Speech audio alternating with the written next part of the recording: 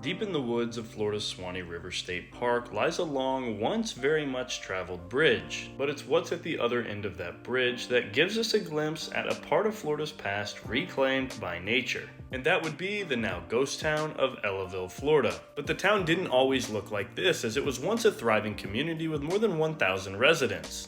You see, Ellaville was originally founded in 1861 by George Franklin Drew, who would later become the governor of Florida. He built this mansion on the western bank of the Swanee River, and with the help of another man, Lewis Bucky, built a mill in Ellaville that employed more than 500 people and was one of the largest in the state of Florida at the time. Shortly after, the Florida Railroad built a line to Ellaville with direct access to the mill. It was during this time period in the early 1870s when the town would reach its peak. Ellaville had several schools, several churches, and even a steamboat dock. And not only did Ellaville have the mill, but it was also involved in other industries like railroad car building and turpentine. In 1876, George Franklin Drew left to become the governor of Florida, and just a few short decades later, the town would begin to decline when the mill burned down. Even though it was quickly rebuilt, both the nearby Swanee and Withlacoochee rivers would flood the town soon after, and the residents would leave in droves. That, coupled with economic struggles like the Great Depression in decades that followed, led to the residents never returning to the town of Ellaville.